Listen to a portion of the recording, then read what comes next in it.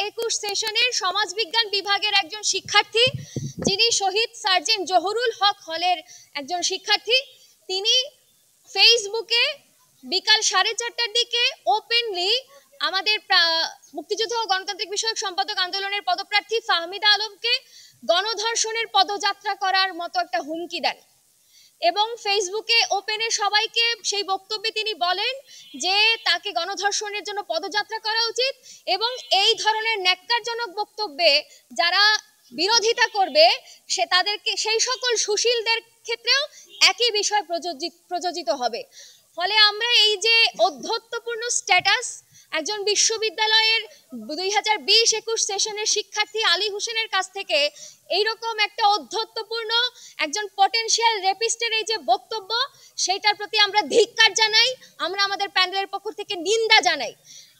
এই ঘটনার প্রেক্ষিতে আমরা তৎক্ষণাৎ আমাদের বিশ্ববিদ্যালয় প্রশাসন, আমাদের প্রক্টরিয়াল টিমকে এবং আমাদের যে প্রক্টর স্যার তাকে আমরা অবহিত করি। আমরা এই মর্মে অবহিত করি যে অবিলম্বে এই ওপেনলি যে ধর্ষণের হুমকি দেওয়া হলো, এই যে নিরাপত্তাহীনতার একটা চরম বহিঃপ্রকাশ আমরা দেখলাম, এক্ষুনি এই মুহূর্তে এই শিক্ষার্থীর বিরুদ্ধে আইনি পদক্ষেপ গ্রহণ করতে হবে। তিনি আমাদেরকে আশ্বাস দিয়েছিলেন, কিন্তু আজকে বেশ কয়েক ঘন্টা পার হয়ে গেল, একটা দিন পার হয়ে গেল, এখনো পর্যন্ত বিশ্ববিদ্যালয় প্রশাসন ওই শিক্ষার্থীর বিরুদ্ধে কোনো স্টেপ নেননি। ফলত কি হয়েছে, গতকাল রাতেই সমাজবিজ্ঞান বিভাগের শিক্ষার্থীরা স্পষ্ট বিবৃতি প্রকাশ করে এই শিক্ষার্থীর শাস্তির দাবি জানিয়েছে।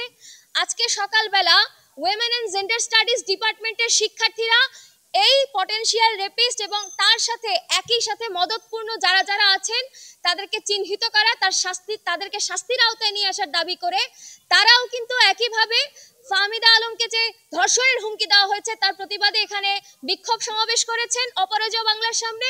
কিছুক্ষণ আগেই আমাদের বিশ্ববিদ্যালয়ের শিক্ষকেরা তারাও কিন্তু এইখানে এই মধুর ক্যান্টিনের সামনে এইরকম একটা অপমানজনক বক্তব্যের প্রেক্ষিতে প্রতিবাদ করে একটা সংবাদ সম্মেলন করেছেন এবং বিচারের দাবি জানিয়েছেন।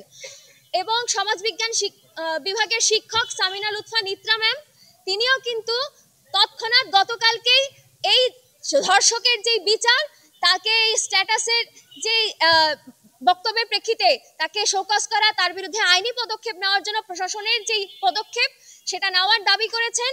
এত কিছু ঘটে যাওয়ার পরেও, ছাত্র শিক্ষকের সম্মিলিত প্রতিবাদের পরেও বিশ্ববিদ্যালয় প্রশাসন এখনো পর্যন্ত নির্বিকার।